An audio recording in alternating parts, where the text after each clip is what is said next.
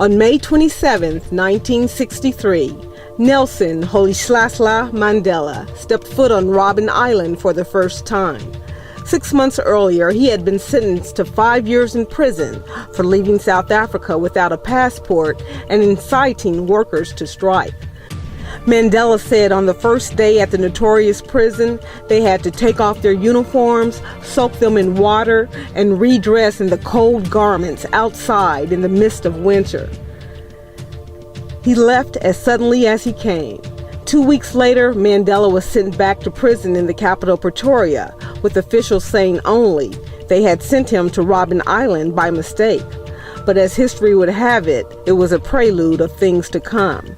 While in prison, the government raided an African National Congress hideout, and they say they found documents implementing Mandela and many others of trying to overthrow the government.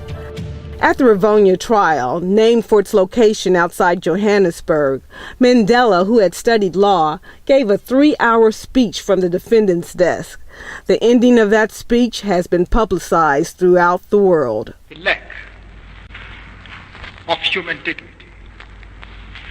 experienced by Africans is the direct result of the policy of white supremacy. White supremacy implies black inferiority. Legislation designed to preserve white supremacy entrenches this notion. I have dedicated my life to this struggle of the African people. I have fought against white domination, and I have fought against black domination. I have cherished the idea of a democratic and free society in which all persons will live together in harmony and with equal opportunities.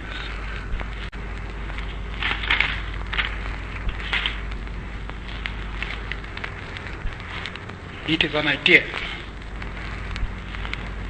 for which I hope to live for and to see realized. But my Lord,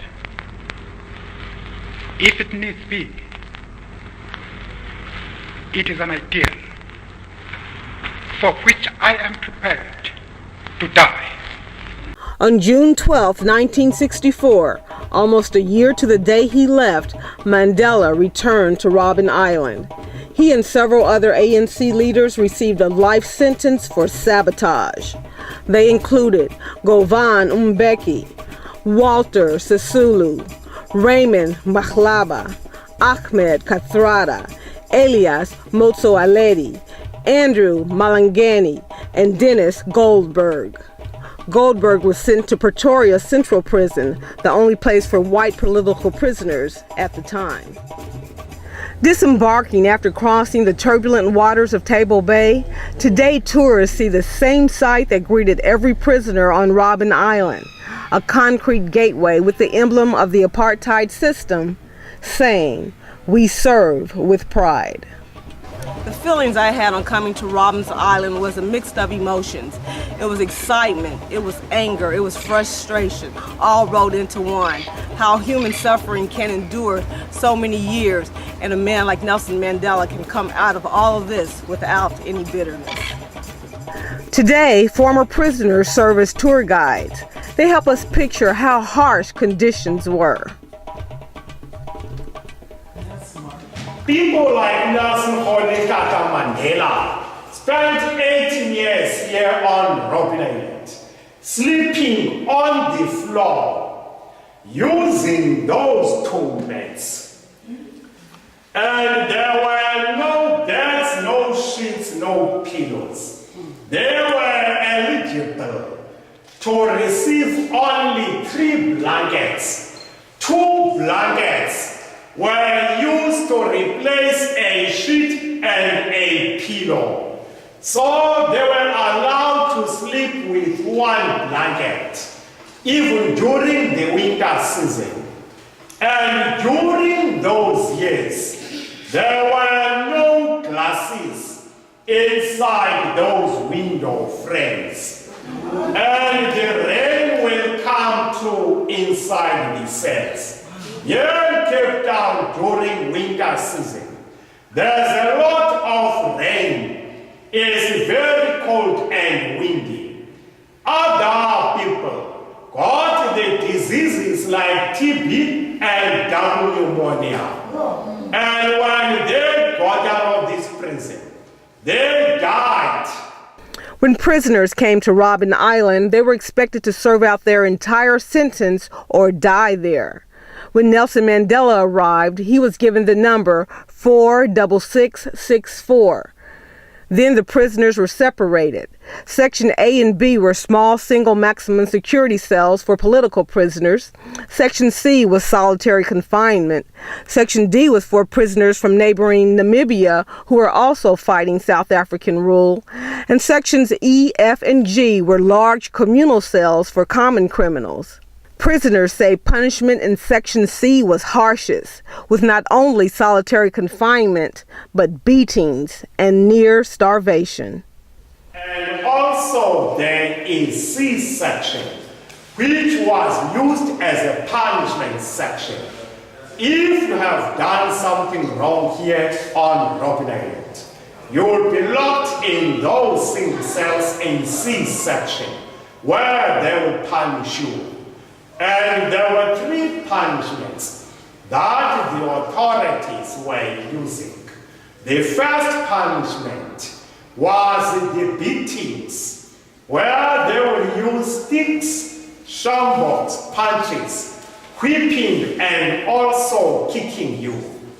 And also there was what they called in Afrikaans, 3 maal where you would be locked in solitary confinement the whole day with no water, no food.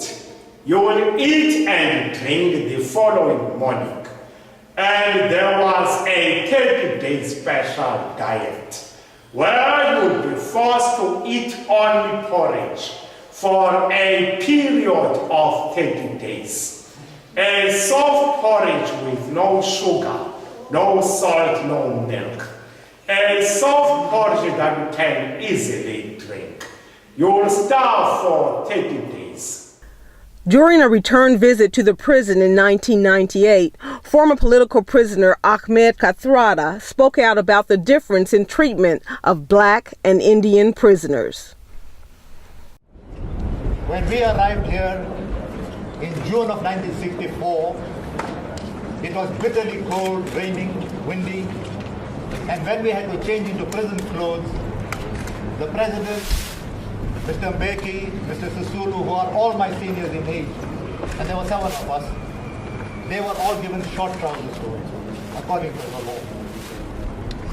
They were given no socks. I was given long trousers, I was given socks. The rationale behind the short trousers is that in South Africa, in those years, and unfortunately still persists to some extent, the rationale is all Africans, regardless of age, are boys or girls. And boys wear short trousers, so the president and others with him had to wear short trousers. Same type of discrimination in the food, whereas I would get 2 spoons of sugar, they would get 1 spoon of sugar. They would not get bread. I would get bread. So from the start, it was a struggle against apartheid on this terrain. And the struggle meant hunger strikes and so forth. The first victory was after a few years when we managed to equalize the clothing, and later on, after many years, we equalized the food. The degradation of the situation is something the younger generation sometimes find hard to understand. Can you show us an example among us, if it's not too embarrassing, of the difference between colors and blacks? Yeah. But well, among us, there's no color there.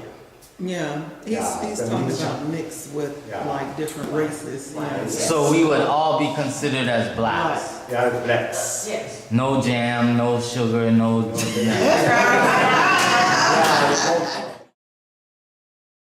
Our tour guide says not only was there a difference in food and clothes given to black, colored, and Asian prisoners, but the one picture of Mandela with fellow political prisoner Walter Sisulu wearing jackets and pants was staged for the media and International Red Cross. This is Nelson Rolihlahla Mandela during his youth time, together with the late Walter Sisulu.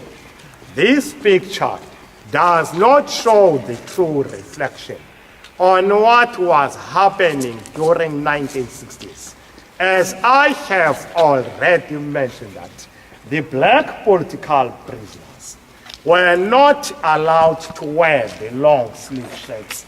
On that day, they were called by the authorities to wear these clothes because there was International Red Cross, international media.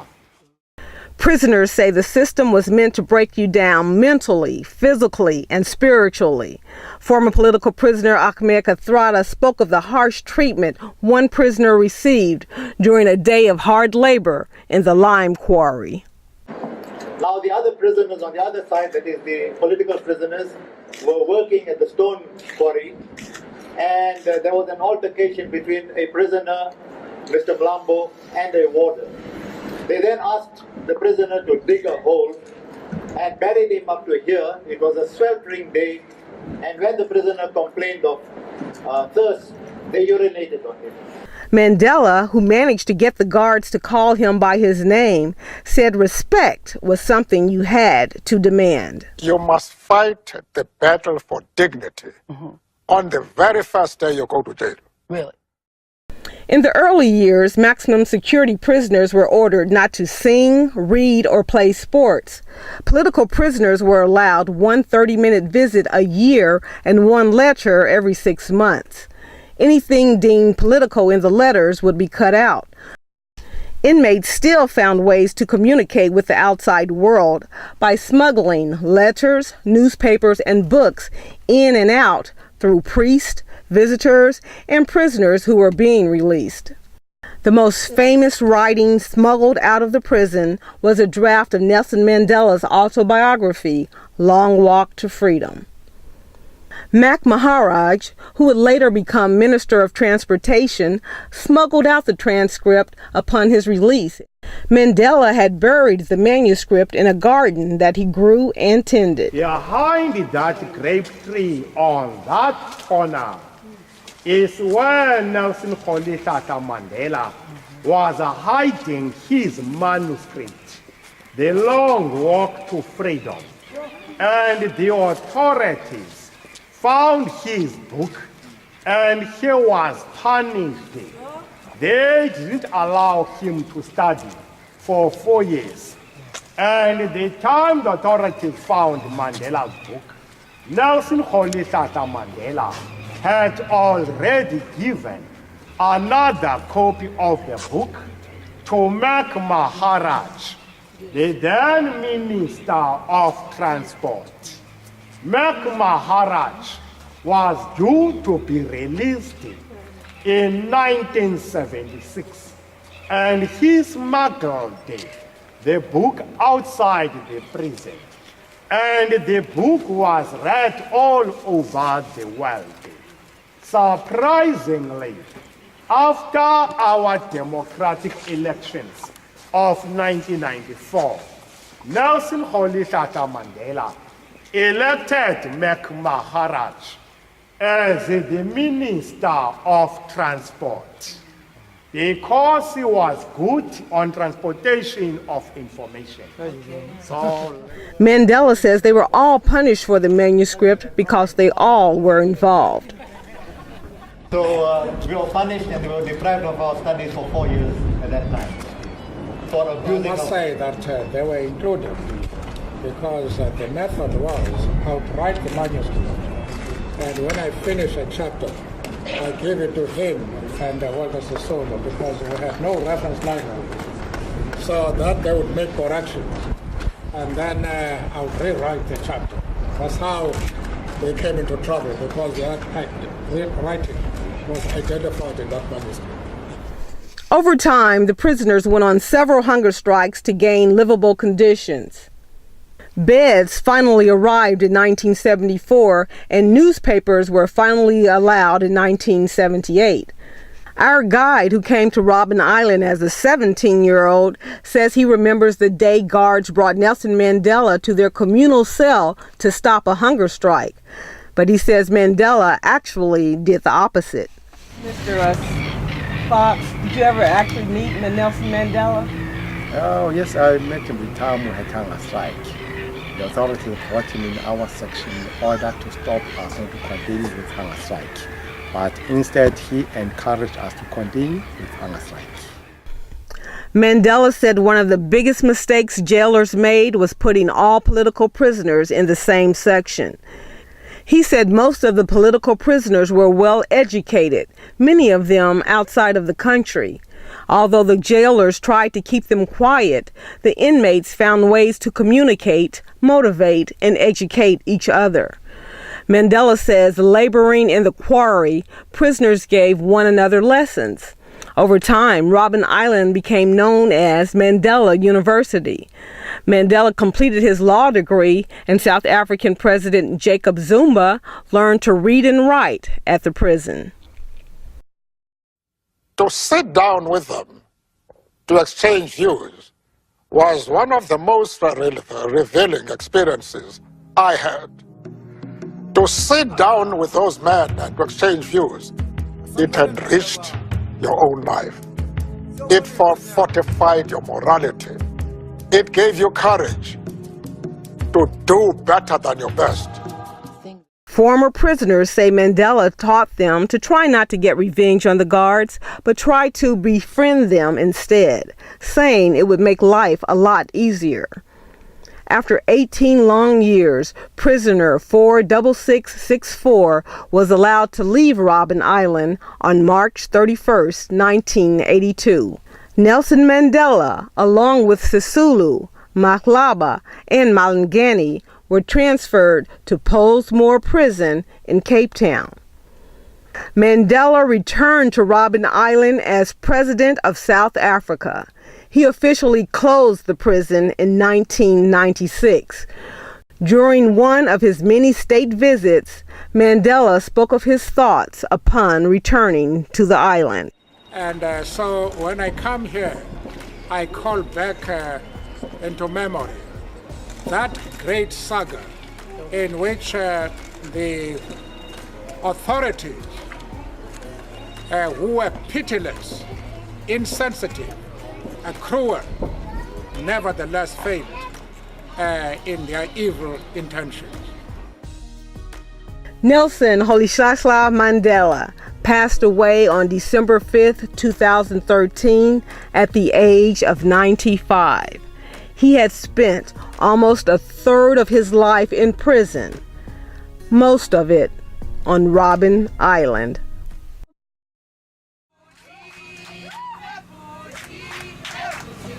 I